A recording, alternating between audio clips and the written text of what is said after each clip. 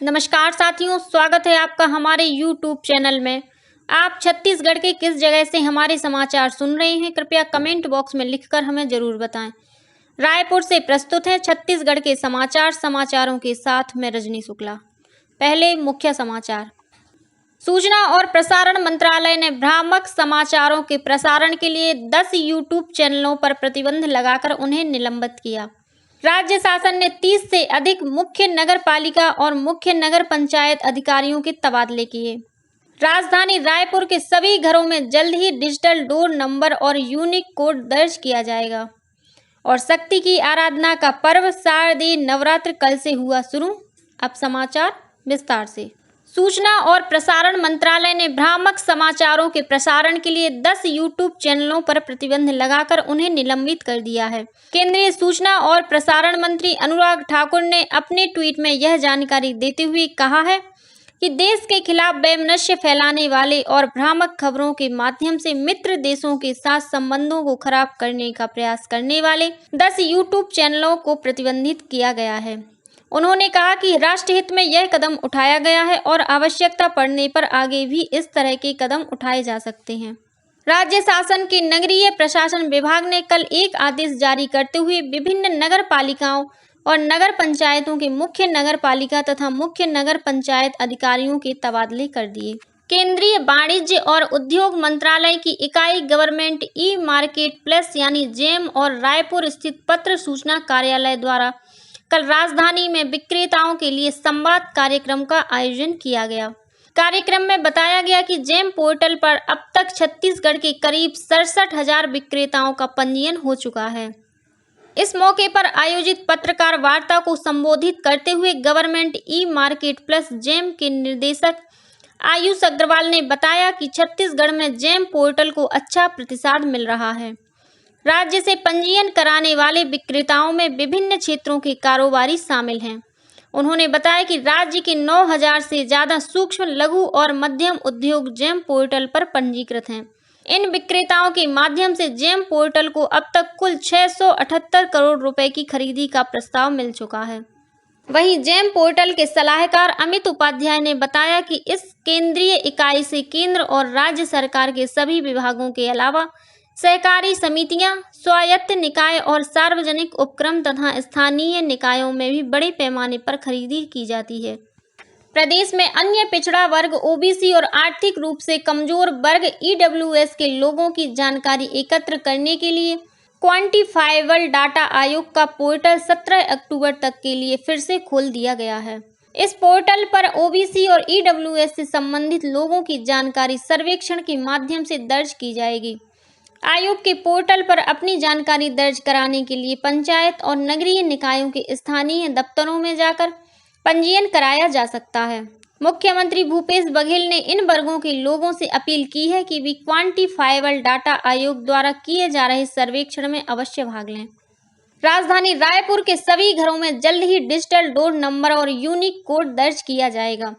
इसके माध्यम से मकान मालिकों को विभिन्न करों के भुगतान और कचरा संग्रहण सहित 26 तरह की आवश्यक तथा आपातकालीन सेवाएं घर पर ही मिल सकेंगी। इस संबंध में कलेक्टर डॉक्टर सर्वेश्वर नरेंद्र भूरे ने कल देवेंद्र नगर आवासीय कॉलोनी में पहुंचकर रायपुर स्मार्ट सिटी लिमिटेड द्वारा विभिन्न घरों में लगाए जा रहे डिजिटल डोर नंबर की जानकारी ली। इस दौरान नगर निगम आयुक्त और रायपुर स्मार्ट सिटी लिमिटेड के प्रबंध संचालक मयंक चतुर्वेदी भी मौजूद थे। कलेक्टर ने बताया कि स्मार्ट सिटी द्वारा की जा रही इन तकनीकी पहल के अंतर्गत शहर के सभी 3,15,000 से अधिक घरों में डिजिटल डोर नंबर लगाए जाएंगे। करीब 2 वर्षों के अंतराल के बाद राजधानी रायपुर में सिटी बस फिर से शुरू हो गई है।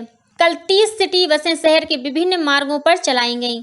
कल सिटी बसों का संचालन शुरू करते समय महापौर एजाज ढेबर, विधायक कुलदीप जुनेजा, नगर निगम के सभापति प्रमोद दुबे और कलेक्टर डॉक्टर सर्वेश्वर नरेंद्र भूरे सहित अन्य अधिकारी और आम नागरिक भी उपस्थित थे। इन सभी ने पंडरी स्थित डिपो से सिटी बसों में सवार होकर राजधानी के विभिन्न स्थानों का भ्रमण किया। दुर्ग पुलिस ने ऑनलाइन सट्टा कारोबार संचालित करने वाले 24 आरोपियों को गिरफ्तार कर उनके पास से करीब 20,000 रुपए नकद सहित मोबाइल फोन और अन्य सामान बरामद किए हैं। वहीं रायपुर पुलिस ने भी 4 पहिया वाहन में घूमते हुए सट्टा कारोबार संचालित करने वाले 9 आरोपियों को गिरफ्तार किया है। नगर के अतिरिक्त पुलिस अधीक्षक अभिषेक माहेश्वरी और नगर पुलिस अधीक्षक अविनाश मिश्रा की टीम ने मुखबिर की सूचना के आधार पर इन आरोपियों को रंगे हाथों पकड़ा। पूछताछ के दौरान इन आरोपियों ने बताया कि वे मोबाइल एप्लीकेशन के जरिए सट्टा खेलने वालों की बुकिंग करती थी और व्हाट्सएप ग्रुप बनाकर उनमें जानकारी साझा किया करती थी।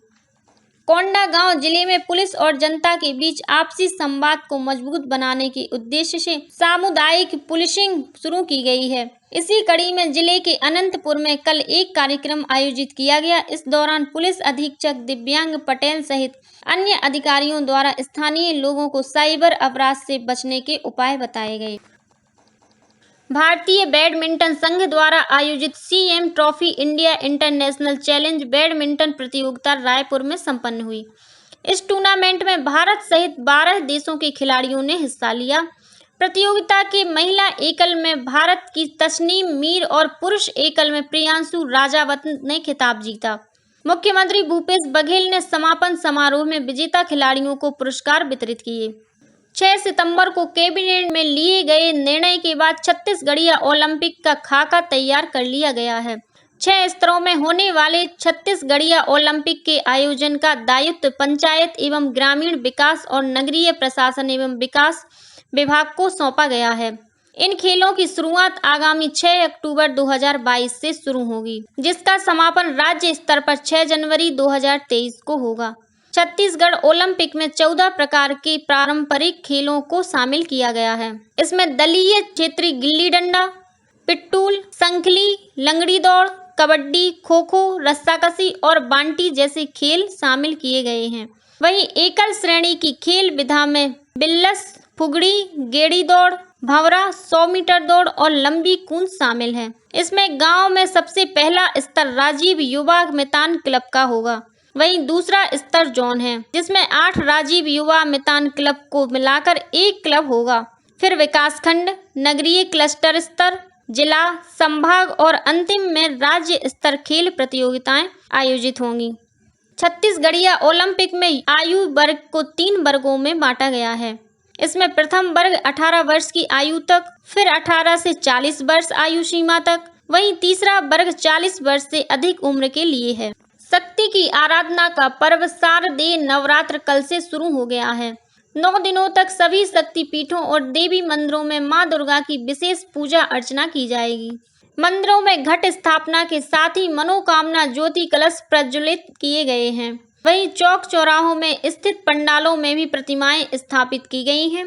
प्रदेश की प्रमुख शक्ति पीठों दंतेवाड़ा में मां दंतेश्वरी, रतनपुर और रायपुर स्थित महामाया मंदिर और डोंगरगढ़ स्थित मां बमलेश्वरी के मंदिरों में शारदीय नवरात्र के दौरान विभिन्न धार्मिक आयोजन होंगे। पिछले 2 वर्षों में कोरोना संक्रमण के कारण नवरात्र का आयोजन भी प्रभावित हुआ था, लेकिन इस बार कोरोना संक्रमण की स्थिति काफी हद तक सामान्य हो जाने के कारण नवरात्र के अवसर पर देवी मंदिरों में बड़ी संख्या में ज्योति कलश की स्थापना की गई है। वहीं भक्ति और पूजा अर्चना से संबंधित अनुष्ठान भी पहले की तरह आयोजित किए जा रहे हैं। इसी कड़ी में राजनांदगांव जिले के डोंगरगढ़ स्थित मां बमलेश्वरी मंदिर में भी नवरात्र पर भक्तों का उत्साह पहले की तरह दिखाई दे रहा है। यहां पहाड़ी के ऊपर स्थित मंदिर के साथ ही मैदान पर मां बमलेश्वरी के नवनिर्मित मंदिर परिसर में सुबह से ही भक्तों की कतार देखी जा रही है। मंदिर परिसर में मेले का आयोजन भी किया गया है। वहीं श्रद्धालुओं की सुविधा के लिए रेलवे ने भी नवरात्र के दौरान डोंगरगढ़ स्टेशन पर विभिन्न यात्री गाड़ियों के विशेष ठहराव की घोषणा की है। और कुछ अब अन्य खबरें संक्षेप में। विश्व पर्यटन दिवस के अवसर पर आज छत्तीसगढ़ पर्यटन मंडल द्वारा रायपुर में राष्ट्रीय सम्मेलन का आयोजन किया जाएगा। मुख्यमंत्री भूपेश बघेल इस कार्यक्रम के मुख्य अतिथि होंगे। वहीं पर्यटन मंत्री ताम्रध्वज साहू कार्यक्रम की अध्यक्षता करेंगे।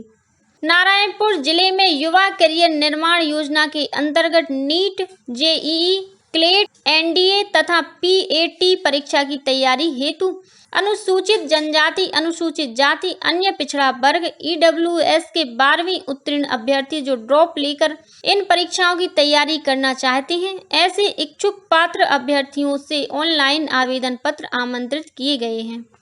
दीनदयाल उपाध्याय कौशल विकास योजना अंतर्गत महासमुंद जिले के विकास खंडों में आज से जॉब मेला का आयोजन किया जा रहा है। 27 सितंबर को बागबहारा जनपद पंचायत में सुबह 11 बजे से अपराह्न 3 बजे तक जॉब शिविर आयोजित होगा। इसी तरह पिथौरा जनपद पंचायत में 28 सितंबर को, महासमुंद जनपद में 12 अक्टूबर और सरायपाली जनपद पंचायत में 14 अक्टूबर को जॉब शिविर आयोजित होगा। मुख्यमंत्री भूपेश बघेल ने भारतीय पुनर्जागरण के अग्रदूत ब्रह्म समाज के संस्थापक क्रांतिकारी समाज सुधारक राजा राम मोहन राय को उनकी पुण्यतिथि पर नमन करते हुए अपनी श्रद्धांजलि अर्पित की है। राष्ट्रीय पोषण माह के अंतर्गत दुर्ग स्थित हेमचंद यादव विश्वविद्यालय में कल आहार और पोषण प्रदर्शनी लगाई गई। महिला और बाल विकास विभाग के सहयोग से आयोजित इस प्रदर्शनी में रंगोली के माध्यम से आहार और पोषण के महत्व को प्रदर्शित किया गया। भ्रष्टाचार निरोधक शाखा एसीबी और आर्थिक अपराध अन्वेषण ब्यूरो की टीम ने कल मनेंद्रगढ़, चिरमिरी, भरतपुर जिले के खड़गवां कार्यालय में पदस्थ महिला तथा बाल विकास विभाग के लेखापाल को 50,000 रुपए की रिश्वत लेते हुए रंगे हाथों पकड़ लिया। सूरजपुर जिले के चांदनी क्षेत्र में वन भूमि पर हुए अतिक्रमण को खाली कराने गए थाना प्रभारी और वन कर्मियों पर ग्रामीणों ने हमला कर दिया। इस घटना में थाना प्रभारी सहित घायल वन कर्मियों को नजदीकी अस्पताल में भर्ती कराया गया है। पुलिस ने हमला करने वाले ग्रामीणों के खिलाफ जुर्म दर्ज कर उनकी तलाश शुरू कर दी है। जसपुर जिले के बाबू साज बहार गांव में हाथी के हमले में एक वृद्ध महिला की मौत हो गई। यह महिला कल सुबह शौच के लिए घर से बाहर निकली थी, तभी हाथी ने उस पर हमला कर दिया। और रायगढ़ के एक निजी संयंत्र में पारादीप से कोयला लेकर आई मालगाड़ी से कोयला निकालते समय एक व्यक्ति का शव बरामद किया गया। संयंत्र प्रबंधन द्वारा तत्काल इसकी सूचना स्थानीय पुलिस को दी गई। पुलिस ने जांच शुरू कर दी है। इसी के साथ छत्तीसगढ़ के समाचारों का ये बुलेटिन अब समाप्त हुआ।